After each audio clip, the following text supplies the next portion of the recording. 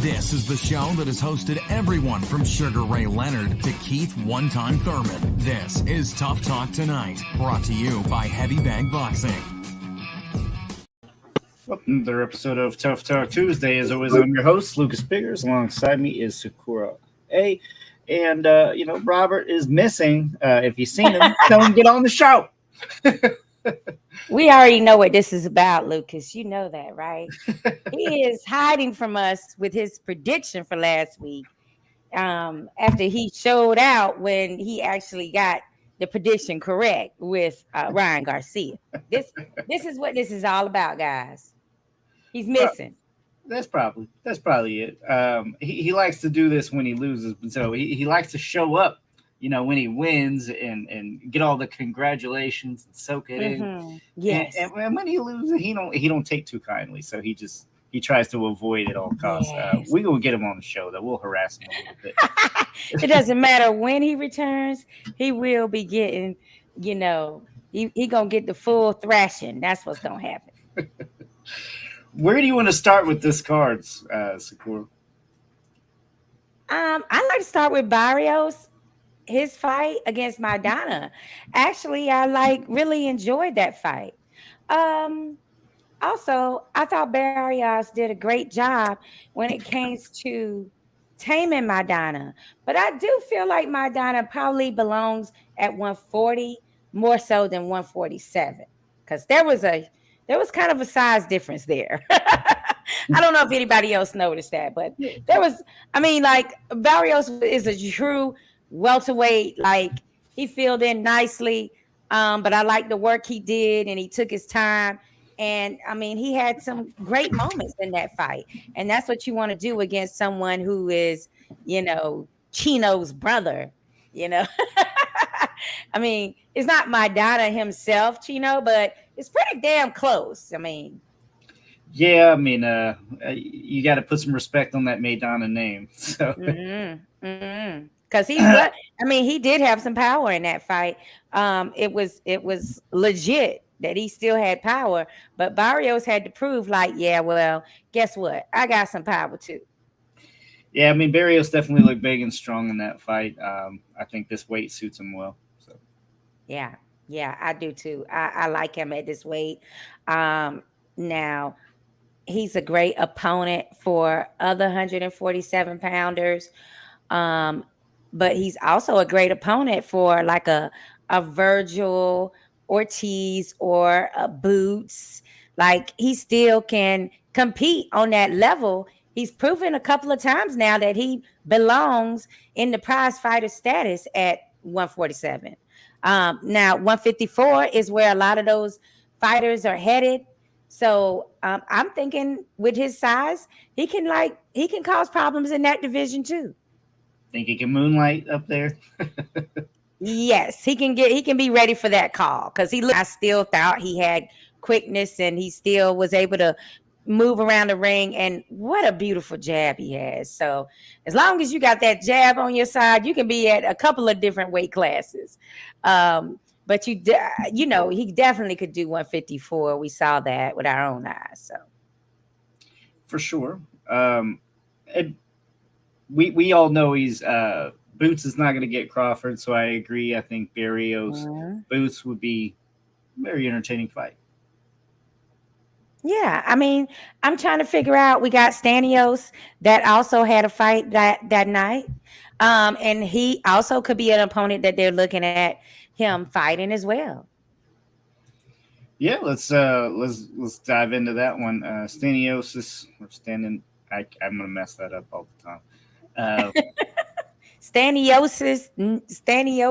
I can't say. I say Stanios. So I don't really know how they say it. I want to give more props even to his opponent there, that Gabriel Maestro. He's only 6-0. Maestro, yes. Yeah. And he's the one that had that controversial win against Fox with that WBA Intercontinental title a few years back that caused all the controversy because people felt like Fox won. But he's come back and he looks great and he's strong at that weight class. So, I'm willing to take another look at him too. Stanios definitely seemed to have some ring rust, didn't he? Yeah, I mean, and I couldn't even count that against him because of the fact that he's had fights scheduled, and for this odd reason or another odd reason, they were canceled. And the main one that people remember was when he was supposed to fight Virgil Ortiz and also Bud Crawford, and both of those fights did not happen. So, and then I think there was an actual third fight too that got canceled for some reason. So, yeah, he's had a rough road. So I'm really glad he had the ring rust knocked off of him. So hopefully when he returns, he's a little, more busier and more entertaining to watch. Well, look at who decided to join us. It's the incorrect prediction man. I got my shades on for you because I'm ready. Don't start. I got to start, dog. I thought you was trying to delay your entrance because you didn't want us to come after you for your KO prediction. Well, anyways, Lucas, what we talking about right now? What we talking about? We're talking about Staniosis. You were very high on him last week. So he didn't do bad. He didn't do terrible, but I think you expected him to look a little better. You upselled him. I told you he had a 2-year layoff. He had a good opponent. He had a 2-year layoff. He had a good opponent. He didn't look that bad. Okay? Not terrible. No. He had some ring rust. He got that off, but I told you he would. But the thing is he's tough. Don't get me wrong, Lucas. He had an opponent that was ready to come in. He was ready to attack. He was ready to fight. Stanios is tough, man. And he looked better as the later rounds came in than he did in the first couple of rounds. That's fair. That's true. Well, we're discussing the undercard, Rob. We've already kind of touched on a couple of fights. Which was your moment of the undercard? The undercard sucked. I'm sorry. I'm sure somebody already said it here. The undercard sucked, and I was looking forward to. No, let me go in this direction, okay? Barrios was terrible. Mario Barrios had a great, second round that he got the knockdown in or whatever, and he just tried to coast the rest of the fight with an opponent that was already ready to go, Lucas. He was already ready to go. After the first knockdown, the opponent was ready to go, and Barrios didn't do shit. And how do you know this? How do you know he was ready to go? Because if it's me and you're Argentinian, you are never ready to go. Like you got fight in you, especially with the power. He was just sitting there trying to calculate how he could make one of his power punches work. But you know how it is when you're sitting there looking for just one punch type knockout deal. Now you're not even looking that active. But Barrios stayed busy. He kept them, on the end of his jab. And you know what? I like Barrios' performance. He proved that he belongs in that division and that he can fight a lot of boxes at that division. Maidana, the only reason why we know who Maidana is because of his big brother. Well, whose fault is that? Nobody even heard of him before. Wait a minute. Hold on now, because you kind of irritate me when you start saying things like that. Like it's not the boxer's fault that we don't know him. Like we're supposed to be fans and we're supposed to follow those people. Boxers, even if they're not on mainstream apps, and hell, we could barely find the boxing on all these damn apps in different locations. But so it's supposed to be the boxer's fault that we don't know him personally. Then do something. That's not his fault. This is your time to do He's not being something. covered. He wasn't being covered, dog. That ain't his fault. He ain't did nothing to show us who he is. He got knocked down. He lost the fight He'll based be off knocked down of too. a jab. Let's face it. It was a nice jab, too, Lucas. That jab was pretty.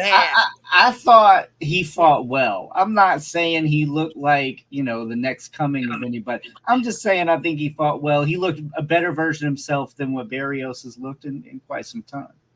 Oh, well, he's talking about Maidana now. He's saying that he wasn't. That he got knocked down with a jab, and I'm like, it was a great jab. It was a power jab, which is why I wish other people would use jabs. Why is getting knocked down by a jab a bad thing? Horrible. That happens a lot. Horrible. Exactly. And like that's a bad thing. Getting knocked out with the jab happens, man. I mean, especially if you got a decent jab. That speaks more on the jab and less on Maidana. Boy, bye. I'm tired of Rob. I gotta put my shades on because I can't even look at him right now. We can talk more of that when we get to Innuendo. We can talk more about the jab when we get to Innuendo's fight. No, we can talk about that jab now because that jab was pretty that Barrios did, and I wish other fighters would use their jab like that instead of that petty stick it out and pop it out like thing when they could just make it stiff like a Tommy Hearns type jab and knock people out. Screw says, fuck the range finding. Yes, exactly. I don't want to see this. I don't want to see this. I want to see boom. Like, that's what you do, baby. And you got in there to knock that jab. That's why I had to put my shades on, Lucas, because he's so full of shit right now. Screw says, fuck the same range and jab. Oh Lord, Rob be trying us for real. He trying us tonight because he already in the doghouse with his Canelo KO prediction. Marvin Hagler jab was king. Definitely agree there. Brandon Figueroa versus Jesse Magdaleno. Look, it was a good fight for how long it lasted, but I gotta say Figueroa was a little dirty. I mean, he'd be leaning in with the head, some low shots. I didn't really like how some of that was going. Ref was not doing shit either. I mean, because he already know that's Brandon Figueroa style. Is he gonna have some action-packed fights. Dirty ain't a fucking style. You got to stop coming in with your head like that. You know what? It is what it is. He got to get it in. Like he's the type of, he's like a throwback fighter. He's using all his tools. Okay. And if he can get away with it and the ref is not calling it, he going to keep doing it. I mean, but it's on the onus of your opponent to make you pay for that. I mean, you hit me in the wrong place. I'm about to hit you in the wrong place. We finna make it even. I don't see Jesse Magdaleno doing this much, but yeah, yes. I mean it does. But you know how it is. It's going to get called on Jesse and not on Brandon, and it did seem that way. But I don't know. Regardless, you got to like a firefight. It was very entertaining while it lasted, but really this was kind of a standing still fight. I mean, it's beating. Well, that's why I didn't understand Rob's comment that the card wasn't good, because I thought this was a great classic brawl. I like it. It had plenty of action, but the problem is Magdaleno, he doesn't quite live up to what we want him to be in these fights. Like he's willing to go with you, but then at a certain point he gives in, and he just had this look after a certain point in fights where I can tell he gave up. I don't like that.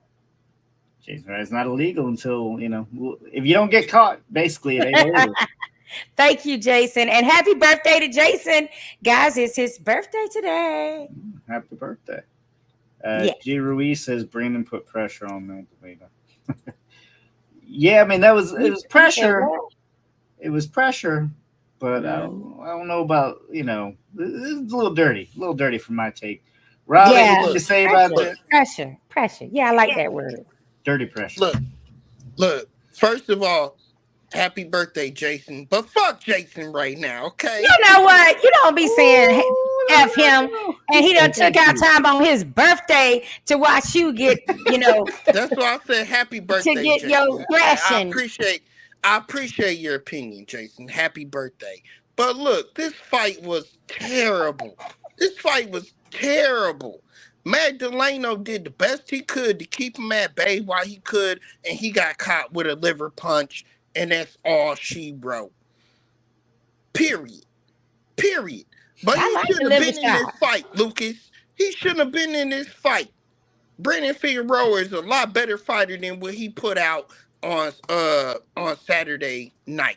He's a lot better fighter than. You trying to say you should have just manhandled Jesse Magdaleno? Look, you really put some respect on Magdaleno's name a little here. I mean, you trying to say you should just got him out of there? Knocked him out in what, the fourth round, I believe.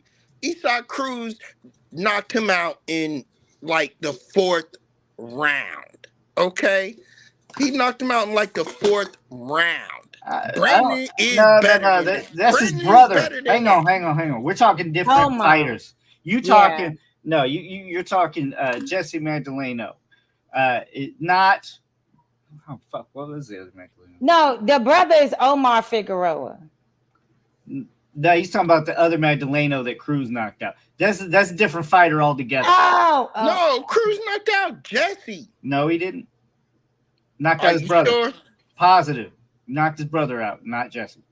I don't know. Diego Magdaleno. He knocked out Diego Magdaleno. I'm gonna have to look that up. You know what? Well, I was messing up too then, because I was talking about Diego, I believe, when I said he don't be living up to, that level. Diego's the better boxer. Jesse's got more power. That's how you know the difference, right? Oh, okay. But I can probably pull up a picture of them. Well, that didn't work out too well for him that night because Brandon was putting a lot of pressure on him, and he was not prepared for that. Jason says, I'm in the ring when you want it, Rob. Ooh, I see some heat coming.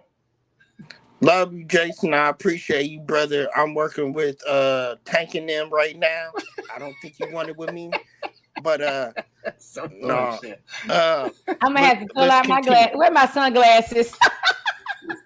Let's just go into it because we got a late start. So no, it's okay. No, let's finish. You want to? I mean, let's finish. I was finished as far as I was concerned. Lucas, again, that was a hell of a body shot. That really was a hell of a body shot. It caught him right at the end of the round, and it saved that fight. I thought all agree between Stanios' performance, which I felt was very good, and Figueroa's knockout, I felt like the card was heading in the right direction. I did. I felt like it was heading in the right direction. Barrios stunk up the joint.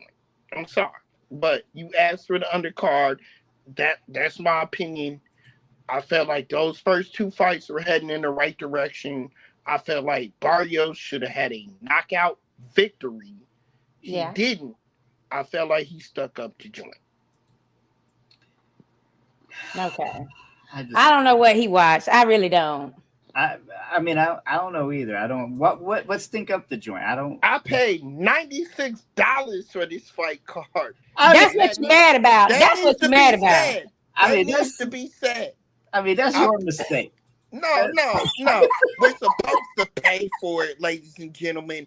We're not supposed to come on here and tell you we watched the fight for free. Well, right.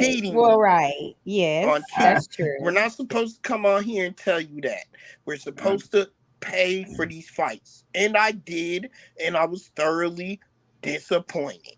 I can understand. I can understand being disappointed in some of them. Let me show you the Magdalenos here. We got Jesse on the left, Diego Magdaleno on the right. Diego Magdaleno, Rob, is the one that got knocked out by Isaac Cruz. Well, put that back up there. Put that back on there a minute. You kind of did that quickly. Who's who now? Jesse's on the left. Diego's on the right. Probably a little bit of an older picture. Your left or my right? Left. How I'm seeing. Do we have the same left? Do we have the same? I don't know. Jesse, mirrored when you're on TV. I mean, when you're on video, it's mirrored. red Yeah, hair. Jesse's Red the hair. one in the red. Okay, so But- that's who we saw. That's the one that so I am talking about the right one where he's not living up to what we initially thought he was gonna be, because he used to be with Freddie Roach too. Well, Jesse is the one that beat Nonito Donaire, right? Okay. Yeah, but that kind of don't count because Nonito was, Hey, Nonito went on to fight Inoue and give Inoue hell of a problem, which I know, but at that point in his right when that happened there, it was, a little in between. I'm gonna be quiet right now, but that was in between some things. I hear you. Yeah. But well, what y'all think? I mean, I'm ready to talk about Canelo and Munguia like the rest of these fans are. And shout out to Ralphie. We're gonna get there, CJ. We're gonna get there. See, CJ too. Oh no, he was talking about the monster, right? It is weird that a win and not necessarily move up in ranking, but lose in a good way and move up in ranking. Yeah, that's true. Yeah. So I mean, because of competition.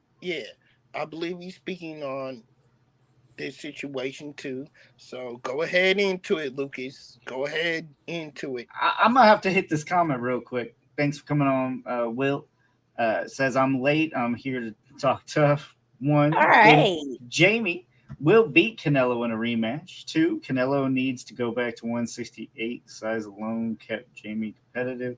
3, take away the knockdown that was a draw. Steve Weisfeld was the only legit scoreboard. Everyone else was D-writing Canelo. Yeah, we're kind of used to that. 4, we're used to that scenario. Beat the shit out of Cinnamon. Okay. Wait a minute. I gotta go back to what he said with that Canelo needs to go back to 168. So what did he hear about this closed door weigh-in, Will Hunter? Hunter, I need to know, what did you hear about why there was a closed door weigh-in? I would love to know that too. Look, I'm conspiracy theorist at mind, yes, but look, when media is not allowed to weigh in, I think everybody's kind of like, what? That's sketchy as fuck, right? I haven't seen that happen since COVID. Like when you had a legit reason to not let people into the, into a gathering space together. And honestly, let's face it. Anybody else, we're probably not batting an eye either. But this is Canelo, who's known to move weights, and come on, man. Like, I agree with you, Shakura. And somewhat, Lucas. I agree with you. I've never heard of that happening before pre-COVID. In COVID, I understood it. I never heard of it pre-COVID. I thought it was weird. But, Lucas, he did weigh in less than Munguia. And no, wait. No, don't start. Let me finish. No, you need to stop. You need to stop because none of us know what he really weighed in at. All right, let him talk. Let me talk. Go ahead. He did weigh in less than Munguia. He weighed in less than Munguia. I think this is important because of the fights coming up on the horizon. Or I should say the fight coming up on the horizon. I feel like Canelo actually weighed in less than people thought he would, than he should, because of upcoming fights. And we can go there later on in the show. I don't care what y'all think. I don't give a fuck. Pardon my French. But I said weights don't matter at a certain class, at a certain division. Look, I want to know why that weigh-in was closed. Damn it! There's reason. I think there's got to be a reason. Why. I think I just told you why. No, you didn't. He has a fight coming up on the horizon that he's already preparing for.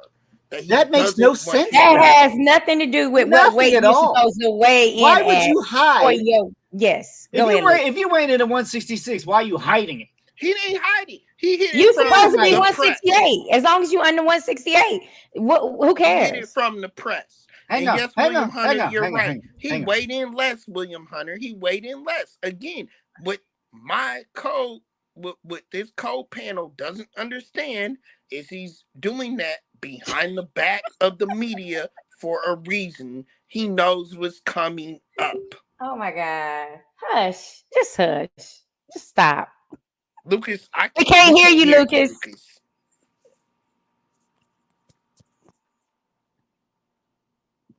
Go ahead, Lucas. Nope, still can't hear you. You see, that's why he's muted right now, people, okay? Because he knows I'm telling the truth. No. Listen, for people that don't understand, first we have to tell people what it is we're talking about. Okay, we can hear you now. Okay, so the weigh-in, Dan Rafael posted that no media was allowed in there, right? The real weigh-in. Right, the real weigh-in. What you saw showed us. What you saw was a show. You know, it's already been done. Is behind closed doors. Then they come out and they do it.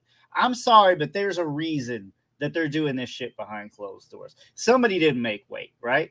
And you all know if it was Munguia, they would be spreading that shit throughout the internet anyway. Oh, he didn't make weight. He didn't make weight. Canelo's still going to beat him. You know how it is. Let's see, Jason. Sometimes the media weight is just for show, but it is not exactly. That was just for show, because the version we saw is just so we can see them face off and get upset with each other, and everybody's beefing and hyping it up for the actual fight to get you to pay the pay-per-view. And then, like, I do agree, like, it's better when the fighters can weigh in earlier in the day, because you're already drained from several days and you haven't eaten hardly anything, and now you're telling the boxer to wait another full day, to before they can eat. So I do like it when they're able to weigh in earlier in the day, but it's not closed to media. I got no problem with them weighing in early. Let them eat, let them rehydrate, whatever. That's cool. The problem is even doing that, barring the media, means whatever the fuck happens, it ain't getting reported like it's supposed to, right? That's the whole problem. Boxing is already the most corrupt sport. You're barring the fucking media from the weigh-in, which is arguably the most important part. Look at what happened with the Ryan Garcia shit. I spoke my piece. I don't think that's the case. You can speak your shit all you want, but I don't think that's the case. And you can argue with me all you want to. But the bottom line is, when they weighed him in and it became public, Canelo weighed less. That's what they showed you on the scale, right? It's a digital. All they show us, it's manufactured, because the display is a display now, which means somebody has to prepare that production with their face on it and their name in it and the pounds. It's manufactured. It's not like you seeing an actual weight while that's calculating on the scale. Yeah. Come on now, Rob, you better than this. Let me come back to that, Will. Hang on. Jason, which organization has the 10-pound rehydration clause? That's the IBF. IBF. Yeah. IBF. William Hunter, 2 pounds in a theoretical bout with Crawford won't have him 2 pounds less at weigh-ins. The reality is he is too small for 175 or 168. He walks around at like 170, 175. I don't know about that. I think your rehydration rate is really where you should be fighting. That's just me. That's how I take it. That is your bread and butter. That should be where you're fighting at. You should not be draining yourself to make a weight. Dr. Lucas. That's according to. That's according to me too. Hey, if weight don't matter, Rob, into a division, you're squeezing in a division to get an advantage over people. Don't matter, Rob. That's right. It doesn't. It at certain. So why not have people fighting at the weight they really are? We have too many divisions, in my opinion. In my personal opinion, we have too many divisions. But to what both of y'all are saying, I wrestled in high school competitively. I wrestled competitively. And what you weighed out at after workout, what you weighed out at after training, what you weighed out at before, when you lost the weight, is the weight class they expected you to go in. Right. Not when you rehydrated. Well, we already know the technical. We already know the technicality of it, but they were never expecting people to take such full advantage of the rehydration that's happening now. So that's the problem. Is like there was the before of what weigh-in meant, and now you have what we're doing now with weigh-ins, with IV, rehydrations and all this crazy shit we don't going on. illegal. That's totally different. Rob, did you gain 20 pounds overnight? Rob, did you gain? Nope. Rob, did you? No. Answer the question, Rob. Did you gain 20 pounds overnight when you were wrestling in high school? We fucking no, you didn't. That's why you're not answering. Stop with the political fucking answer. Yes or no? Answer that question. Yes or no? Did you regain after you made your weight when you rehydrated for your wrestling in your professional career? Did you gain at least 20 pounds in any of those situations? I understand the question, but both of y'all are saying that's. But is it yes or no? And that's between me and my coaches. See, okay, but so that's a no. That's a no then. So the answer is no. Look, and my coaches. However, what I weighed in at is what I fought. Let's hear what Will has to say. At least Will's talking some sense. No such thing as a weight bully, but Canelo is fighting at his walk-around weight. He doesn't want to cut weight. Why should he if he's getting 35 mil plus a fight? I don't know no reason for him. Which is about what he said too. I do what the hell I want to do, basically. Canelo just got respect by lots of his folks, especially his countrymen. Lots of Mexican wanted him out and Jamie in, but unfortunately he won, but not because of a win, because he let his kids survive 12th round. He told him something in his ear with lots of Mexican absorbers. I think he told him, don't give up. You got this. Canelo never had beef with Munguia. He really liked this kid, but no shame on Munguia. He did best. Even if he got dropped, he still fought his heart out. Yes, he pick did. Up lots new fans with this. Yep. Absolutely. He fought well, at least for the first 3-4 rounds. He fought tall. He fought at range. And then he started dipping down and fighting small and letting him inside. I don't know. Maybe that was partially just him getting tired and he couldn't put up that kind of performance. Let's face it, he doesn't have that kind of self-discipline, not like a Bivol would, to just keep that pace up and be able to perform at that level for the whole fight. He hasn't had that kind of he hasn't really had to, he walks in and kind of just beats people up for the most part. He hasn't had to put on that boxing clinic. Like he felt that real power that Canelo has at 168. He felt that. So he now knows I can't, when I get to this high prize fight level of competition, I can't just be walking in like I want to, because I can get caught and hurt. But I'd like to go back to what Ralphie was saying about a lot of Mexican fans not being on board with Canelo this time, and a lot of boxing royalty. When I say royalty, I'm talking about former champions in Mexico, boxing Mexican royalty, who were for Munguia winning. They were ready to change the cash cow, basically. Yes. And I thought this is interesting. Why have Mexican fans started turning on their champion, who is Canelo? I want to know what it is that has turned them off from him to the point where they're rooting for a brand new guy who he doesn't have the skill that Canelo has. Because he's not. But they seriously were rooting for him to turn over the guard. No, you have a great point. Excellent point. Very good point. When I looked at the crowd on Saturday, I thought it was 50-50. Honestly, I thought it was 50-50 Canelo and Munguia.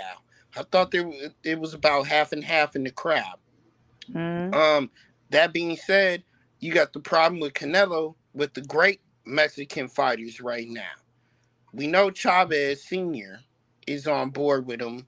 He was interviewed before the fight. Chavez Sr. has always spoke good praises of Canelo. Other than that, nobody else really. And let's face it, he denied some of those legends media credentials. That was Morales, Eric Morales. That's who started Munguia's career. That's who's been, his trainer for a long time. Why? And you saying he couldn't have credentials to get into the weigh-in either? Look at this. Right. I mean, you got to question everything Canelo does. No, One, you don't. Listen to me. Don't Listen do to me. that. Listen to me. Why are you barring them from a weigh-in with their fighter that you know? You're not only barring them from the weigh-in, you barred all media from the weigh-in. You're barring Mexican legends from seeing you fight another Mexican. Help me understand here. You test positive. You never joined the WBC clean boxing program until you got caught. Then you said, "Oh, that shit's the stake," and the WBC backed your ass and said, "Oh, we'll start allowing some clenbuterol. It's okay. You got traces." Look, this dude has catered his whole entire fucking career. There is no doubt he's good. There's no doubt he's good. I was surprised that he was able to drop Munguia. Munguia's got a fucking chin, dude. First time in his career, Munguia was dropped. Look, all I'm saying is if Munguia was able to fight those first 3 rounds and keep that style, Canelo would have been out of there. So, look, fans, I'm sorry. I guess we're talking about the fight. The fight, finally. I thought we were talking about the theatrics leading up to the fight. We're talking about all of it. We're talking about all of it. But that's the problem is he runs everything. He controls the whole fucking spiel. But if you talk about the fight, if you actually talk about the fight, what Lucas was saying right off the bat, Munguia tried it. He couldn't get it done. Period. He tried it. He couldn't get it done. Now, Lucas alluded to the first part of the fight, which, let's face it, he got caught dead in his tracks in the 4th round early in the fight, and people rooted him out after that. Okay? But I actually agree with CJ. I agree with what CJ is saying right now. Let's not even go there. But I think Munguia did a lot better with Canelo than Canelo did against Floyd. Because Canelo faded in the later rounds. I'm talking 10, 11, 12. Canelo was never in the fight. The 12th round, I think Canelo got. But later in the fight, at least a couple of those championship rounds, the 10th and the 11th, I felt like Canelo faded. And I don't mean faded I mean like he took him off because he let the kid come at him. And guess what? Munguia couldn't do shit then. I mean, that was not even him fading or taking the round off. That was him trying to bait him in so he could land a big punch. That's what that was. He was like faking like he was, hurt and leaning back or whatever, but he was really trying to bait him into the zone, so that he could like land another uppercut or land another big hook on him to try to drop him again. But I really don't think that Canelo was interested in really KOing Munguia because he did have a couple of more opportunities that I seen him kind of like slack off on. But we don't know if that was because he's older now and he couldn't pull the trigger, or if he really wasn't interested in embarrassing the kid to that extent. Make no mistake, Munguia was able to hurt Canelo more than once. Okay. More than once. I ain't saying he didn't. No. You say he wasn't hurt. No. I'll show you. I don't got it on me, but I'll bring it up. He said I don't got it on me. Right. I don't have that loaded in my computer. You don't have clip on. Somebody back me here. I felt like Canelo was hurt a few times when he kind of like retreated. But in his retreat, he always has in his mind that he can then counter you if you kind of come in too close. Like it's a bait in, even when he's hurt. He plays it off. He'll play it off and act like he's not really hurt, but he be hurt. He did corner himself and try to set a trap on more than one occasion as well. I'm not saying that, but there was a specific instance. I want to say around the middle of the fight, right? Mm-hmm. And it was a combination that Canelo thought was over, and as soon as he let his guard down, it was just a straight. And I mean, he ate the straight, and he was hurt. Now, again, he wasn't playing on all of those. Yes, he did feign maybe a couple to kind of get him to come in and counter off of it. That's fine. But Canelo got hurt. He was not interested in taking him out because he didn't want to have that risk of himself getting knocked out. Okay. Okay. David Benavidez called it before the fight, and he's right. Canelo has a hard time dealing with fighters who can bring him different combinations. And he had trouble in that fight, which is why I'm not mentioning the third, but 2 of the scorecards were much closer than people had the fight. And that's why it was much closer, because Canelo does have problems with fighters that bring combinations. And Munguia was able to do that in spurts. The problem is he couldn't hurt him. And when he couldn't hurt him, he didn't do enough to protect himself on the inside. And that's the key. That was the key to the knockdown. Munguia, when he was fighting him on the inside, couldn't protect himself enough to keep Canelo at bay, to keep Canelo off tilt, to keep Canelo frustrated, or to even hurt him. I mean, I feel like the pressure was working for Munguia. I don't think Canelo likes to be pressured a lot. And it makes him uncomfortable. You can tell that, especially when he has to fight and try to punch off his back feet. He's not accustomed to that. So, because he's usually the aggressor and he's pushing people back. So Munguia changed that up for him to where he had to relent to he is the bigger guy, and that aggression was working in that sense. But then he would give back any progress he was making when he would lean in and he would have his chin back out, straight back out, like all those little defensive things that we noticed in prior fights with Munguia that we were hoping we're getting straightened out and we're being, worked on. I don't think they were being worked on. I mean, because like Lucas say, after the third round, it's like he just went right back to the previous way that he was fighting with like defense abandoned. And you just can't do that, especially when you're dealing with someone like Canelo that's just sitting there waiting to pounce on you when you make a mistake like that. He's all about when you make mistakes, he loves it. Yeah, I mean, that's basically what it was. The first 3 or 4 rounds, he was fighting smart pressure, which was he was sitting down, he was keeping low, but he was keeping him at range, and he was still applying the pressure. The problem is he just started leaning over and putting his head right into the chest of Canelo. The fuck did he expect to happen? I mean, Freddie Roach should have been jumping his ass. Like, what are you doing, dude? Yeah, terrible strategy. I mean, and you see it a lot, but it wasn't just one uppercut that knocked him down. It was 2. It was a 2 uppercut combination. And if you're in that close, that tight, and you don't have any defense to block one of those 2 uppercuts, you're gonna get knocked down, kid. I mean, he hit you with 2 straight uppercuts, and that last one, that was it. That was it.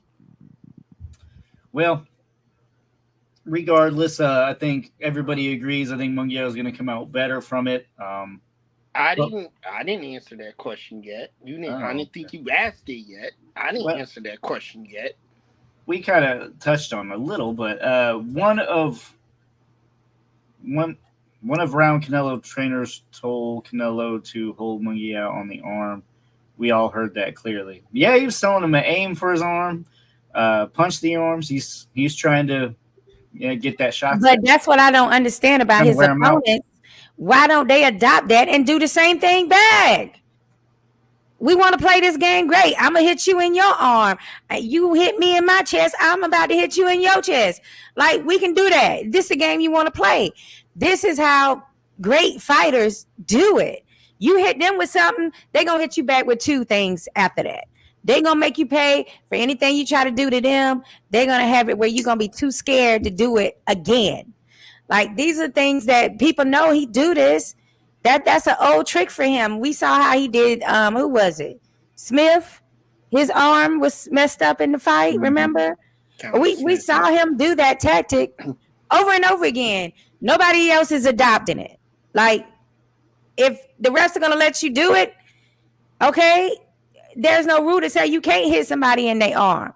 We don't even know if you were aiming. A referee really don't know if you was really aiming for somebody's arm or not. You could have been aiming for their chest and accidentally hit their arm. So there's no penalty for it. So why aren't boxers doing it right back to him? I mean, I don't get it. Yeah, Munguia should have been leaning on him in the clinches. I mean, he's clearly the bigger guy, but he just wasn't doing that kind of stuff. And Emir hook at the elbow when they throw it to jab. Yeah. I mean, you can't just lean in on Canelo though, because the power is still there, and we saw that power in the clinch.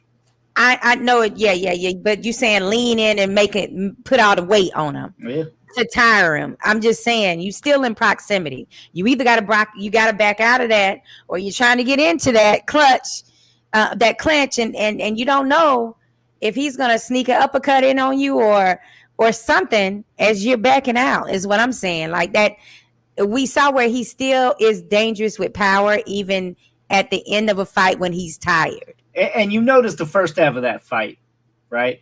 Mm-hmm. When Munguia was looking good, all of a sudden the ref was very involved. Well, listen. The second half of that fight, where was the ref? Where was the ref the second half of that fight? Nowhere to be seen. But you say that and he got knocked down in the first half. You say Munguia was doing good, but he got knocked down in the first half. You can get knocked down and still be doing good. Was he doing? You can be fighting well and still hit the canvas. There ain't nothing wrong with that. You asked the question. I'm gonna answer it and take all the smoke. And please, you disagree with me, give me the smoke, because I don't care. I'm here for it. Munguia was done after this fight. He's done. What? I don't see a future with Munguia. I don't. I don't see a future with Munguia at this weight class. I don't see him with any elite fighters winning any of those fights. I don't see it. I need for you to timestamp this, Lucas. You're going to have to timestamp this, because he's going to be eating his words a lot with every fight that Munguia has. Now, the problem is going to be, like, once you make that Canelo type money, you expect to make a specific amount of money for every fight after that. And you can't always do that when you have opponents that are not stars like that. Like, that's the only problem about when you fight somebody as elite and as cash cow status as Canelo is. Like, your next opponent, you ain't even gonna make half of what you made. Like, you be so shocked, you be like, I'm back to making this. Are you serious? What the? I need a Canelo rematch, or I need to hype up a specific fight that I can cash out with at a certain point, because you're not going to want to. That's part of, like, that. Keith Thurman, when he fought Pacquiao, and you make that kind of money, you don't want to, like, not now the next fight. You're asking for a certain amount of money, and you're not going to get it because you ain't fighting that cash cow type. You know now, like. So that's an issue that a lot of people have once they fight somebody that's elite like that. So you either have to, for Munguia, he's probably thinking there is no other way but for me to become cash cow next. This just because I ain't gonna keep fighting for this. I don't think it's the money. William Hunter, you're entitled to your opinion. What did he say? He said I'm high. No, that's CJ. That's CJ. I'm sorry, William Hunter. What Hunter say? That was a draw if you take the knockdown alone away. Yeah, I'm sorry, William Hunter. Interesting. I think y'all are wrong. CJ Hooker, very wrong. Listen to what I'm saying to you. That kid gave it all he got. He did. We see that. We all see that. The blueprint is out there on this kid now. He's exploited. He's out there. He ain't got no power. I mean, I'm the power. at I'm that laughing. division, at that weight class. He don't have the power. What are you talking about? It takes combinations. It takes combinations. It takes pressure. It takes all of that for him to get you out of there.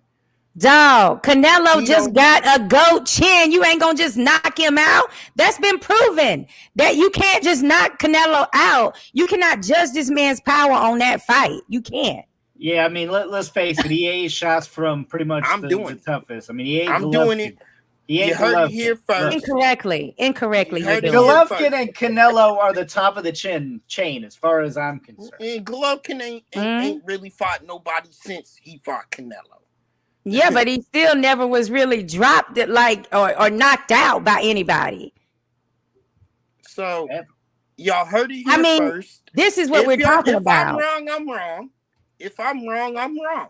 But if you're wrong, you won't admit it afterwards. Just like you're not supposed to have on a shirt. Ladies and gentlemen, he shouldn't have on a shirt tonight, and he should be smoking a pink cigar because his boxer's prediction was incorrect this weekend.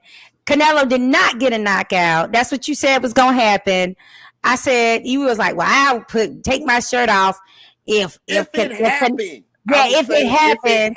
And then I said, well, if it don't happen, then you need to add a pink cigar to that and still not wear a shirt. And you were like, I'll do it.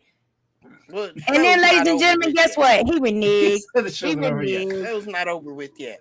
But you heard it here first. Take it off then. I don't think Munguia can come back from this. And that's my opinion. And I'm saying it right now. It's not like he beat him up. Look, I can understand if he got knocked out. If he got knocked out, eyes open, I could understand, Rob. But no, I can't get with you here. Jason says, let Berlanga take on Munguia. I think the price would be right. Look, guys, I don't want to speak for everybody, but I would rather see that than Berlanga Canelo. I have no desire for Berlanga Canelo. Like that. But you gonna get it. You gonna see it. And I'm not gonna see it. I won't watch it. You gonna watch it, and you gonna see it. There he is. Hey, that's the cigar. Rob did it. Okay. You. Here y'all go. You ain't got the cigar though, but we'll let you slide with just the shirt. I smoked all my cigars, but here y'all go. I took the damn shirt off. Y'all can see me now. I took the shirt off. Y'all can see it. Y'all got a good angle. That's good. Oh shit. Oh my God, you got these fans like, let me get the hell off here. I ain't looking at no naked man.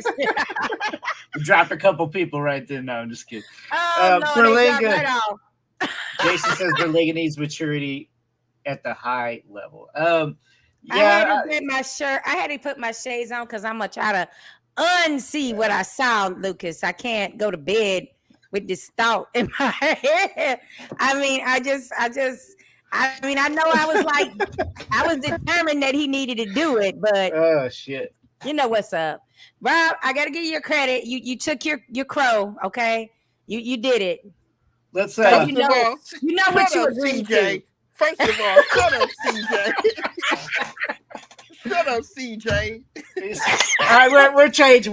We got to move on. Oh my God. Inoue comes off the canvas to knock out Nery, guys. What a great fight. And I know, Rob, you kind of I'm not gonna say you don't like Inoue, but I don't think you had him as pound for pound best. Did this change your mind at all? It was a very good victory. It was a very good knockout. It was a one-punch knockout.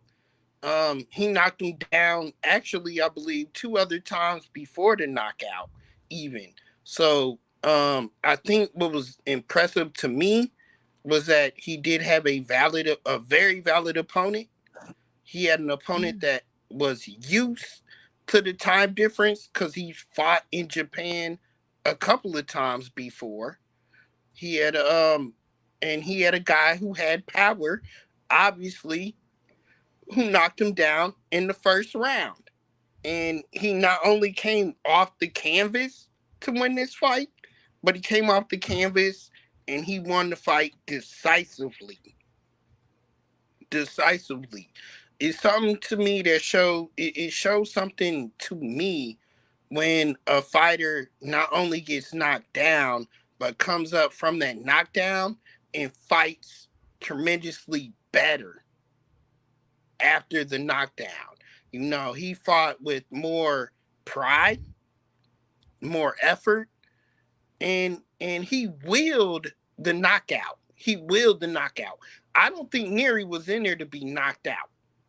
I think if Nery didn't knock him down in the first and motivate him even more, it could have been a longer fight than what it was.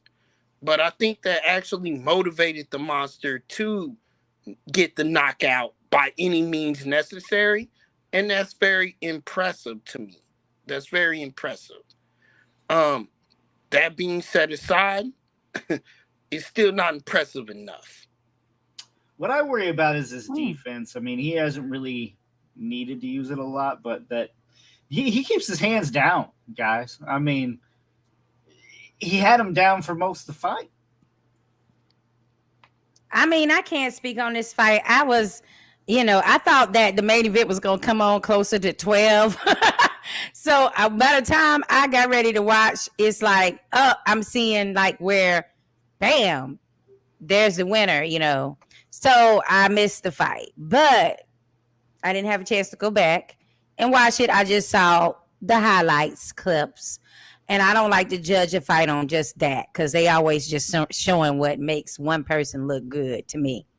So I will just say that the knockdown that I saw Nery give Inoue was impressive. It's something I didn't think I would be seeing with Inoue. So we now know that he is penetrable instead of impenetrable. We now know that somebody can crack him and cause that chin to falter. But what we got to give credit to is the fact that Inoue did recover and continue on in the fight without feeling too guarded, like he still was able to, do the things that he boldly likes to do in fights. When some boxers, once they get hurt, they kind of a little timid about going through with their initial strategy and an initial plan. You know what I'm saying? So he did in that way recover and also be willing to go there to still get the win. So I give him credit for that. That means that, he's a durable fighter and he's, he still is going to try to will his way back. And then as far as Nery, I mean, how was his stamina looking towards the end? Did he systematically break Nery down? Or like you saying, it was just a one-punch thing where he got caught? That's a good question. Because this is what I saw, and I was able to take in most of the fight. I haven't seen, and we talk about pressure fighters, and we talk about them a lot. I have not seen the type of pressure Inoue puts on people in a very long time, because he has a lot of speed, a lot of power, and those punches are going to come through no matter what. So when you say breakdown, how does he do it? Basically is your question. He has a tremendous amount of pressure that he puts on fighters. Tremendous amount, no matter what. And that's what's impressive to me here is what happens when you get knocked down a lot, you lose steam. You back off. You don't come forward as much as you'd like to because you're afraid of getting caught. Right. And that's not what happened with the monster here. He basically put his foot on the gas and he didn't let his foot off the gas until he got the knockout. And that's very rare in boxing. I've seen it right now I see it in 2 fighters only. I see it in 3 fighters. I see it in the monster right here. I see it in Tank, and I see it in Crawford. Nobody else? No, because Canelo gives away that. As much Right. as we're talking about Canelo right now, Canelo gives away pressure to fighters. He lets fighters come forward. He lets fighters come at him. He gives rounds off. He takes rounds off. What about Isak? Pitbull, Yeah. okay, you might have a point there. Right now, you have a point there with Pitbull. However, I truly believe that the fighters that Pitbull is facing right now, he has more talent than all of them. So I need to see him against better fighters. He did it against Tank, man. No, he didn't. No, he didn't. What did you watch? That's what he did. No, he didn't. It is not gonna. Anytime you bring up Tank, it ain't gonna work, Lucas. That is not gonna be the example that swings Rob's favor. But let me cover up. Your bias is showing, Rob. Let me finish though. Let's think about it. I see it in the monster right now, but I've said this and I'll keep saying it and I'll always keep saying it. I need to see him move up. And then we'll be able to tell what he's really made of. If all of that pressure and power transcends to the higher weight classes. Bro, not everybody can move up, though. That's what you understand. Weight does matter. I understand it don't to you, but weight does matter. You can't move up everybody. Not everybody has that kind of frame that they can move up and be competitive at. It's just not reasonable. Jason says, we tell our amateurs the punch that will drop you will never see, so why worry about it? But that is amateurs can't fear the punches. I mean, that would be good too, but I mean, at least have that solid defense to try to at least maybe not see that one coming. But you're taking away, if you're adding defense, you're usually taking away from pressure. So you can't really have it both ways. But I understand that is something that happens in professional bouts. Is most people the fight, that the knockout comes. That's the one punch that usually people don't see, or they not prepared for it. Right. They don't brace for it. They don't swing their head to kind of release some of that, torque that's behind the punch. So it is usually a punch that you don't see, that you get knocked out with. But if it does happen that you get knocked down and then you get back up, a lot of boxers will then start to act differently than they were prior to that. It's like it stuns them in a way to make them like think twice before they do a similar maneuver or a similar strategy that they had. So it's just a credit to Inoue that he didn't get deterred from his mission. For sure. I mean, it takes true heart to be able to stand in there like that. I do want to go back to some Brad. What's up, Brad? What are these peeps? Yeah. I hope you didn't miss it, Brad. I hope you didn't miss the show. Especially this one. That was funny. Let's go to Jason. Oh, we already read that one. CJ. Oh boy, here we go. This is what I was waiting for with CJ because I know he wants to talk this fight. So we got Lomachenko versus Kambosos. We need to get this, so we're gonna kind of do it a little quick. It is getting late, guys. Let's talk a little bit about Lomachenko versus Kambosos. When is this? This weekend. This Saturday. weekend. ESPN. I imagine. Top rank. Yes. ESPN Plus. It is in Australia, so it'll probably be earlier. All right, I'll go first. George Kambosos Jr. People, you heard it here first. Major upset. Oh, Lomachenko is done. So you're going with CJ then. Done. I'm going with George Kambosos Jr. I feel like Lomo is. Let me cut the bullshit. Ooh, you had me thinking you were really going with CJ. I was like, I gotta hear this reasoning. Let me cut the bullshit. CJ, no. No. Lomo, listen, y'all. Lomo was this close. This close to beating Devin Haney. If not, beat Devin Haney. You can argue it. I'm not going to. the scorecard. The judges said it was Devin Haney. I'm not gonna argue that. It was a close fight.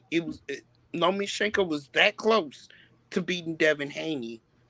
I don't think he wants to be that close in a fight ever again. He's at the weight class that he's comfortable in. He's fighting a fight against a fighter that's tailor-made for him. Tailor-made. Yeah. Not only does Lomachenko wipe the floor with Kambosos, he may get a knockout. I mean, I wouldn't doubt it. Look, this is going to look a lot more like Haney Kambosos 1, right? Very uncompetitive, probably boring, really one-sided. I don't think Kambosos can hang in there. I'm sorry, CJ. I also don't see what you're saying. So if you are right, please come on to the show next week. I will send you the invite. I do want you to come on. You can bask in all the glory that is that correct pick, because this has to be a huge underdog. CJ says, I said when Kambosos wins, I'm coming on the show. Let's see. Okay, hang on. Ralphie, Loma got one more good one. So, Rob, not today. I like your predictions, but this one I got the other way. Yeah. No, I switched it up, Ralphie. I was trying to make y'all sway y'all a different way. I'm not stupid, Ralphie. No. There's no way in hell Lomo loses this fight. Sakura? Yeah, I'm Lomachenko all the way. High tech, baby.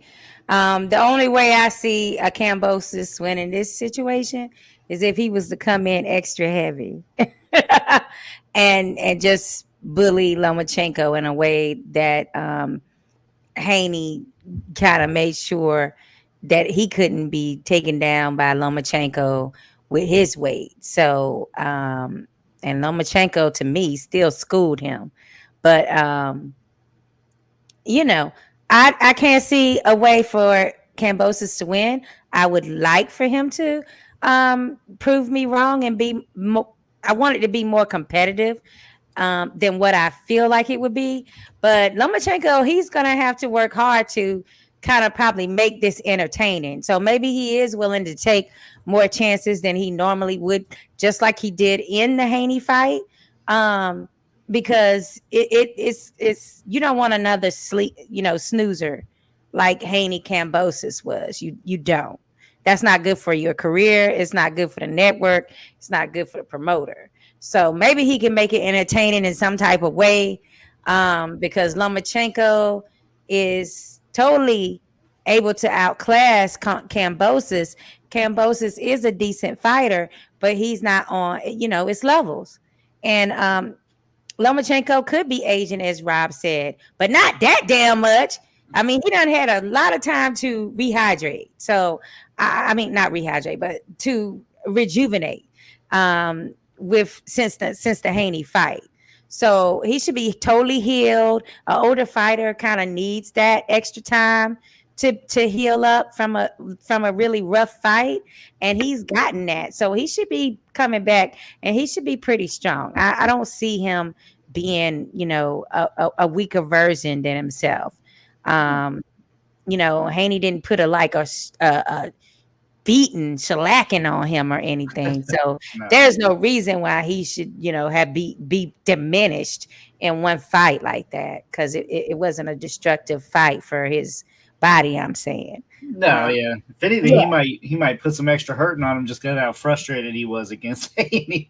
Now mentally he could be more hurt. Mentally, Lomachenko could be in a different headspace. Yes, but physically, I don't see that age thing coming into play. I just think he's gonna have a hard time trying to make it entertaining.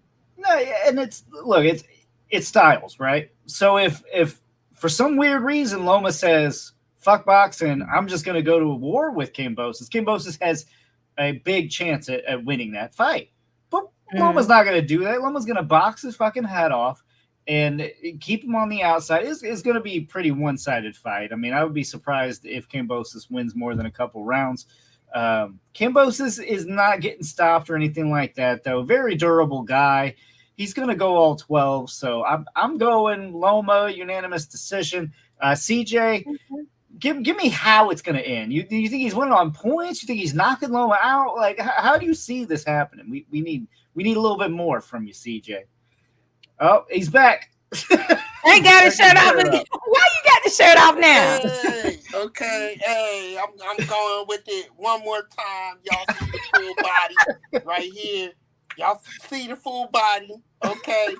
All right. This is the last time I do this. No, it's not, because you're going to get another prediction wrong. But I want my pink cigar. He said, I'm going to make you do it again. I'm going to have to go on Amazon and mail you this pink cigar, because I need to see the full bet come through. You bet wrong. I'm not a Welsh.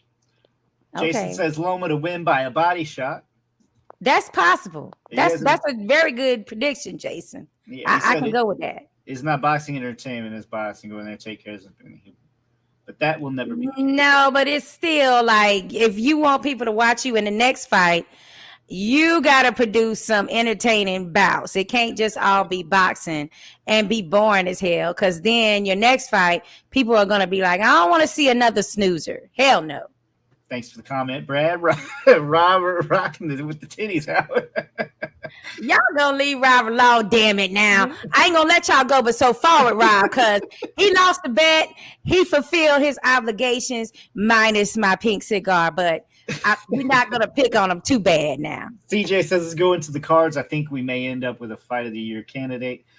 Oh my God. I can't see it, CJ. So. I hope so, buddy. I really do, but I just don't see it. I see what is going on with CJ? Okay. Hey, he's been saying this from the jump, though. I know. I know. He thinks for some reason that this fight's going to be good. Can we break this down really quick, though, CJ? That's what we're waiting for. We've had two great fights. Let's be honest. Ryan versus Haney was a very, very decent scrap. Mm-hmm. Very decent scrap. Canelo versus Munguia was almost a war, y'all. It was almost a war until Canelo's skill set took over. Yeah. So I'm saying that to say they have a fight of the year. Mm-hmm. They have big shoes to fill. They do. They have big shoes to fill.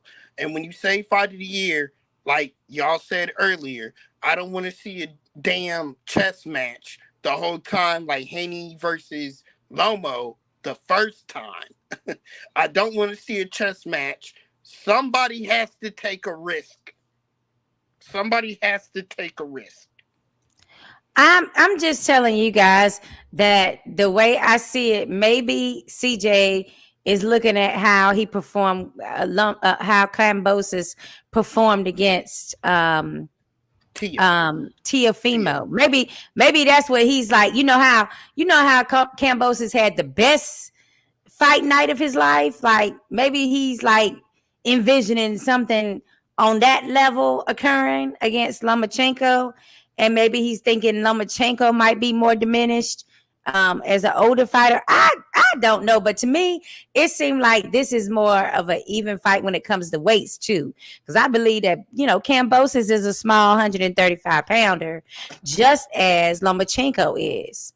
So it's like unless, like, that's why I said if the weight is like extreme for Kambosos when he comes into the fight, it's gonna be harder for Lomachenko to do damage. But if they both come in and they're rehydrated around the same, it's a fair fight. And in that scenario, I got to still stick with Lomachenko. And Jason definitely has a good prediction where it could be a body punch. It ain't even got to be a chin, a chin checker or anything. I don't know. Kambosos to me is just that durable. I think he's going to get through the fight. Be sure to get beat the fuck up. Sorry, CJ. I just can't see what you're seeing. But Rob, you disappeared. But any other thing? I mean, the odds are good though. I mean, the odds, if you can bet on Kambosos, do it. Kambosos is going to stay in the pocket and engage Loma. I think Loma will get dropped.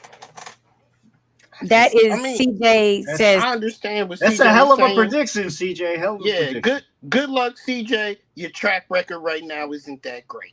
And we will see you next week. I definitely hope that your prediction is true. Everybody, it's been a great show. Thank you all for tuning in. Promise. The bet is fulfilled, Lucas. A good man pays his debts. Good job, Rob. Thank you all for tuning in. Don't forget to check us out 9 p.m. Eastern, 6 p.m. Pacific every Tuesday. As always, we don't pull any punches. See you next week.